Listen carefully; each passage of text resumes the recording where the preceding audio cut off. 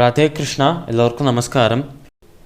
இந்த வீடியோவில் பகவத்கீதையின் 3வது அத்தியாயமான கர்மயோகத்தின் மகிமையை விளக்கிச் சொல்லும் ஸ்ரீ பத்மபுராணத்திலிருந்து ஒரு கதையை பார்ப்போம். ஒரு ஊரில் ஜடன் என்னும் ஒரு அந்தணர் வசித்து வந்தாராம்.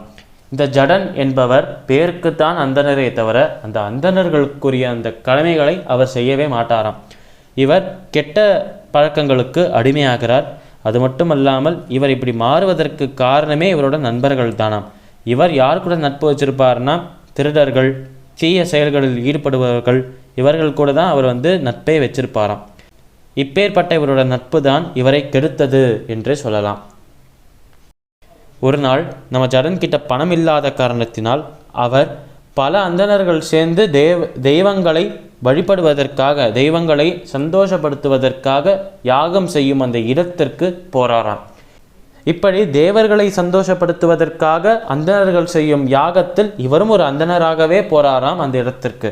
ஆனால் அங்கே இருக்கும் மற்ற அந்தணர்களுக்கு தெரியாதாம் ஜடன் இங்கே வந்தது அந்த யாகத்தை அட்டன் பண்ணுறதுக்கு இல்லை, அந்த யாகத்தில் பங்கேற்கிறதுக்கு இல்லை, அவர் இங்கே வந்ததுக்கான நோக்கமே வேர் என்று அவர்கள் யாருக்குமே தெரியாதாம். இப்படி இருக்கும்போது ஜடன் அங்கே போகிறாராம். போயிட்டு அந்த யாகம் நடந்துட்டு இருக்கும்போதே என்ன பண்ணுறாருனா அங்கே இருக்கிற அந்த யாக பொருட்கள், அங்கே யாகத்திற்காக வைத்திருந்த அனைத்து விஷயங்கள், வஸ்துக்கள் அனைத்தையும் திருடி கொண்டு வராராம் அங்கேருந்து.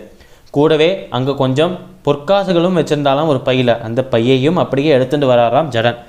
சொல்லப்போனால் அங்கே யாகத்திற்கு அவர் போனது பங்கேற்பதற்காக அல்ல, அங்கே இருக்கும் பொருட்களை திருடி கொண்டு வருவதற்காக. இவர் இப்படி திருடிண்டு வரும்போது இதை என் மனைவி கிட்ட தருவேன், என்னோட பிள்ளை கிட்ட தருவேன், என் குடும்பம் சந்தோஷமாக இருப்பதற்கு இது என்ன, இதை விட தீயதாக ஏதாவது இருந்தால் அதையும் செய்வேன் என்று ஜடன் யோசிக்கிறானா. அந்த நேரத்தில் கொஞ்சம் கொஞ்சமாக அன்னைக்கு அந்த நாளில் இருட்டுந்தே வர்றதுதான். ஸோ இருட்டாகும் போது எங்கேயாவது ரெஸ்ட் எடுக்கணும், எங்கேயாவது தங்கணும் என்று வீடு ஏதாவது இருக்கா என்று பார்த்தால் எங்கேயுமே வீடு இல்லையாம். அப்போ தூரத்தில் ஒரு பெரிய மரம் மட்டும் தென்படுறதாம். அந்த மரத்தின் அடியில் தூங்குறாராம் நம்மளோட ஜடன். இப்படி தூங்கி கொண்டிருக்கும் போதே அந்த வழியாக வந்த ஒரு கொள்ளைக்கார கும்பல் ஜடனை பார்த்து, ஜடன் கிட்ட இருக்கும் அந்த பொருட்கள், அந்த பணத்தெல்லாம் பார்த்துட்டு, ஓஹோ இவன் இவ்வளவு விஷயங்கள் வச்சிருக்கான், இவனிடமிருந்து நாம் இதை கொள்ளையடித்து கொண்டு செல்வோம் என்று யோசிக்கிறானாம் அந்த கொள்ளை கும்பல்.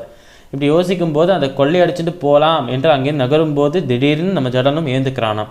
இந்த ஜடன் இப்போ முழித்து கொண்டிருந்தால் எங்களுக்கு பிரச்சனையாக இருக்கும், அதனால் இவரை நிரந்தரமான தூக்கத்திற்கே அனுப்புகிறோம் என்று அங்கேயே ஜடனை கொலை செய்கிறார்களாம் இந்த கொள்ளை கும்பல். இப்படி ஆற்றுல காத்துட்டு இருக்கிற அந்த பிள்ளைக்கும் அம்மாவுக்கும் தெரியாதாம் ஜடன் உயிரோடு இல்லை, அவன் இறந்து போயிட்டான் என்கிற விஷயம். இருந்தாலும் அந்த பையனுக்கு மட்டும் ரொம்ப க்யூரியஸாக இருக்காம். எங்கே போயிருப்பார் அப்பா, ஏன் இவ்வளோ நாளாக வரல, இப்போ போயிட்டு இப்போ வரேன் என்று சொல்லிட்டு போனாரே, இன்னும் ஏன் வரலை என்று ஒரு டவுட் வர்றதாம், ஒரு சந்தேகம் வர்றதாம் இந்த பிள்ளைக்கு. அவன் உடனே தன்னோட தாய்கிட்ட போயிட்டு, நான் போய் அப்பா எங்கே இருக்காரோ தேடி கண்டுபிடிச்சு கொண்டு வரேன் என்று சொல்கிறானாம் இந்த ஒரு பிள்ளை.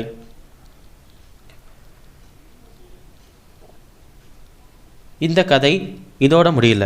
இது இந்த கதையின் முதல் பாகம்தான். இந்த கதையில் மேலும் என்னென்ன நடக்கிறது, இந்த கதை மேலும் இப்படி நகர்றது, இந்த கதையில் அடுத்து வரும் அந்த திருப்பங்கள் என்ன, அந்த சிறுவன் தன்னோட அப்பாவை கண்டுபிடிச்சானா, கடைசியில் இந்த கதை எப்படி முடியறது, இது எல்லாத்தையும் நாளை தினம் 2ஆம் பாகத்தில் செகண்ட் பார்ட்டில் பார்ப்போம்.